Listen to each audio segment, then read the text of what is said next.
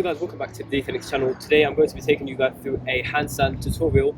Now this is a very quick to the point video. I got a lot of questions about how to do handstands after a post I done on my Instagram. But basically this will be a video which breaks down 5 steps whereby if you do those 5 things, you'll be able to get your handstand after ticking those off basically. So do make sure you take notes of the 5 steps and work out exactly which stage you are at, and over time slowly tick those off. If you stay consistent to everything, you actually follow it through. By the end of that, you basically have the handstand mastered. The first movement that you want to get used to before trying to do the handstand is the pike hold. The pike hold is the first step in this tutorial. Get into a push-up position and slowly walk your feet up as close as you can towards your hands and hold it as long as you can. This will strengthen your shoulders and get them used to holding weight until you're able to go into a full handstand. The handstand is a combination between strengthening your shoulders, which is developed obviously through movements like the pike hold that we just demonstrated, and also through technique. Now the technique elements are going to be explained in the next few exercises. The second one we're going to go on to is wall walks. So basically where you're walking your feet up the wall, which I'm going to demonstrate right now. For the wall walks, which is the second step, get into a press up position, have your feet behind you and slowly walk up the wall and follow with your hands. This will get your body used to being upside down. In the beginning, see how long you can hold this for so you can see the improvements that you're making.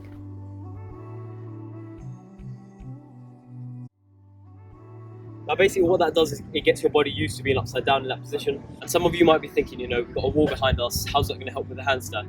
But again, you're trying to get your body used to being upside down. It's not a normal thing being on your hands. So you want to develop that strength in your shoulders, like the pike hold. Then you're moving on to this, which has a bit more technique in it. Your body's getting used to that kind of coordination upside down. Step 3 is going to be handstand kickups. So with the handstand, obviously, before going into the handstand, you need to first get yourself up there. And everyone does that by kicking up. You could do it like this.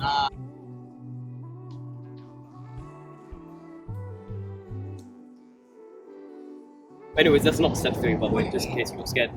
Step 3 is just handstand kickups, getting used to using leg drive to get yourself up. And I've tried teaching quite a few people the handstand, and a lot of people can't even get themselves into that position in the first place, which is very important. So just get used to putting your hands on the floor like this and just kicking up, and then come back down. Kicking up, and then come back down. Kicking up, and again with the kick-ups, everyone's at different stages. So some people might not be able to kick up all the way, that's fine. You just get used to it, and over time you'll have enough drive to get yourself up. So some people that kick up and they can't get above here. They can't even get both legs up. Just keep trying. And before you know it. So the third step that we're going on to is the handstand finger press. Now a lot of people, when they think about balancing in a handstand, they think it's just purely like coordination and purely just like trial and error, which obviously that's an element of it, but a lot of being able to balance upside down in the handstand is in the strength of your fingers, is reliant on your fingers being able to press and keep yourself in that position. Okay, so quick recap. Step 1, we went through the pike hold, which was to build strength in your shoulders. Step 2, we went through the wall walks, which is basically when you walk your feet up the wall and you get yourself used to being upside down, also build strength in your shoulders, and there's a bit of the technique element combined within that movement itself. Now tip 3 is the handstand finger press. If you're trying to do a freestanding handstand, you need strong fingers. Okay, so zooming in on my hands, focus on my hands, exactly what they're doing. So when I kick up, my fingers are bent like this. So a lot of people kick up and they fall straight over. And that's because they don't have finger strength to keep themselves or to stop themselves from falling forwards. So analyze exactly what I'm doing with my fingers when I go into a handstand.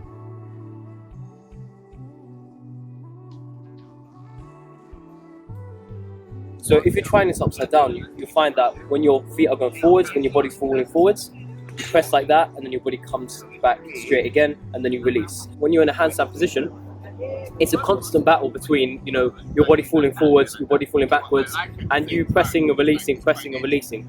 So that's exactly what happens when you're doing a handstand. You're never perfectly vertical like that. Your body's constantly fighting to move forwards or backwards, and you're fighting back with your fingers, pressing, releasing, pressing, releasing. So getting used to that movement upside down, that will keep your feet from falling forwards. For the 4th step in this tutorial, that being handstand kickups, you want to have a wall behind you or something which you can put your legs against, and get used to using leg drive to kick yourself up into a handstand position.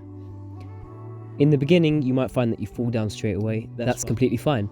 The whole point of this step is to get used to just kicking up. So if you come down straight away, kick back up.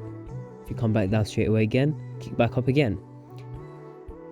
So the fifth and final step of the handstand tutorial is the dismount. Now, up to this point, you should be well on your way to doing a handstand. The final stage, which if you master, you'll be able to do a handstand literally anywhere, any place. Again, that is the dismount, so being able to come down from a handstand back into your feet safely. Another variation of the dismount could be you kick up into a handstand.